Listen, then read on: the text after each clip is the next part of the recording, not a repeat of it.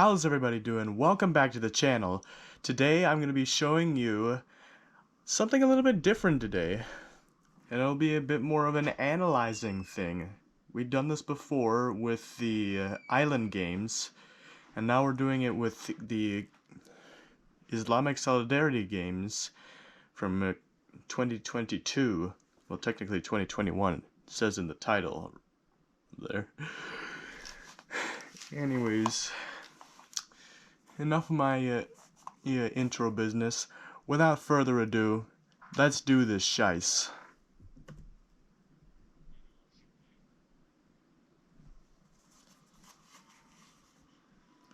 So let's start the video off with this athlete. This Javokhir Noriyev of Uzbekistan. Start out with our first checkpoint. It's a good arm drive and a good knee drive. A little bit hard to tell from this. The post position. Sorry that it's blue everywhere because of the lighting. Then the second post position. It's not as opened up as the first one, but I've a pretty similar technique to him. And he kicks up his leg. It's the same driving leg as it is off the board, and then he reaches out and then lands in the sand.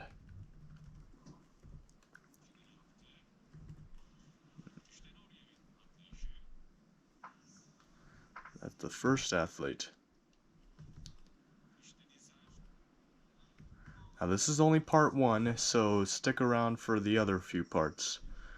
So this is Nizar of the Maldives.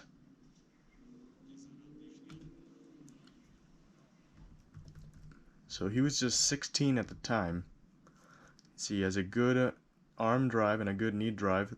This arm is the right arm is trailing and is almost straight out back. You want to see it more bent in a 90-degree angle. So then he goes into his post position, which is nicely opened up. I like how he cycles his arms. You can see then he gets into his landing position. A good textbook position, but he has so much backward rotation that his feet landed around 7.3 meters when the rest of him lands back at 6.88 meters. But regardless of that, under all conditions, this is the furthest any person from the Maldives has ever jumped.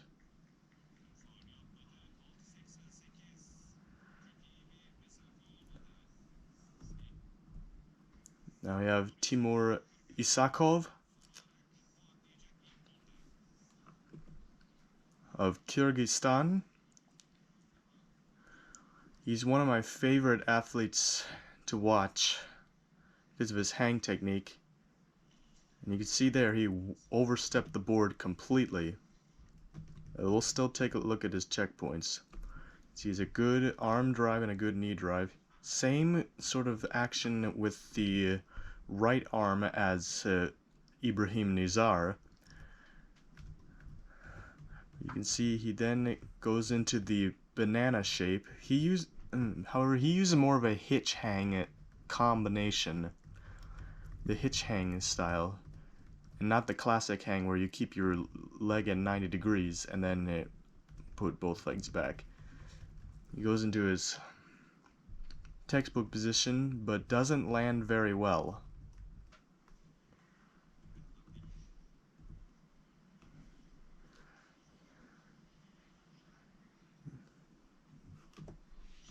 Now we have from Cameroon, Appolinaire Yinra, the Cameroon record holder, currently at 7 meters 99. And that jump was actually a foul. But we'll still take a look at his checkpoints. Let's start off with the arm drive and the knee drive. It looks pretty good. his trailing arm, or his right arm, is bent there. That's much better than Isakov and Nizar. So what happens is he goes into his textbook visit, or sorry, I get these mixed up all the time. You can hate me in the comments. It's a post position. You can see it's well opened up. And his arms and legs are going in unison, meeting at the same time. And then he goes into a beautiful textbook position, dang, folded like a piece of paper. His feet landed around it, however, his feet land around the 830, 840 mark, yet the rest of his body lands down at around 8 meters. However, as I said before, this jump was a foul. Now, the winner of the competition, Anvarov of Uzbekistan. That jump was a foul, however. So let's take a look at the checkpoints. Once again, the arm drive and knee drive, it's fine, but the right arm is straight again, and you don't want to do that. So then we go into the first pose position. It's decent. I like how he's cycling his arms. In the second pose position, a little bit in front of him, and then the drive up, and then the extension. It's a great clearance.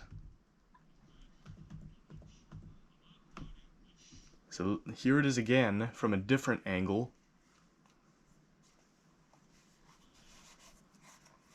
His best jump in the competition was an 801, and you could see ever so slightly was a foul.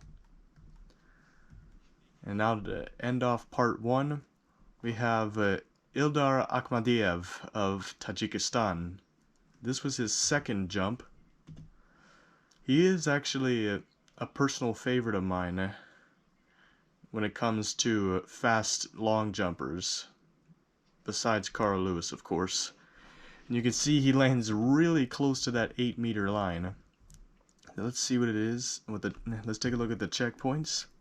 The arm drive and knee drive is normal, except for that trailing arm. You want it bent, as I keep saying it like a broken record. But you can see already he's looking down at the sand in the pose position. But this pose position is actually really well opened up. But he's looking down at the pit. You don't want to do that. You could see that from the forward rotation he got off the board. Now for his second post position, it's a little bit in front of him. I like how he's cycling the arms as well. And then he goes into his landing position. He gets his legs up, but he keeps his leg there, and then the other leg goes in front, which causes a poorly executed landing, reflected among other things in landing with the trunk bent down, and with his bottom back a little bit, and he ends up sliding a bit out of the landing. Looked like a dang cartoon character. Let's take a look at the jump from this angle. You can see, yeah, not a very good looking landing there. But considering his personal best before this competition was 7 meters 50, wow, that was an amazing jump from him. And that jump was 7.86. So yeah, look out for part 2. It's coming soon as well. So, hope you guys subscribe to the channel. It would really help a lot. We're getting closer and closer to a quarter of 100 subscribers at the time of this video. So please consider subscribing for more track and field content. Or comment to what on the sport you want me to talk about next, as long as it's not controversial. Apart from that, thank you guys so much for watching, and I'll see you guys in the next one. Goodbye!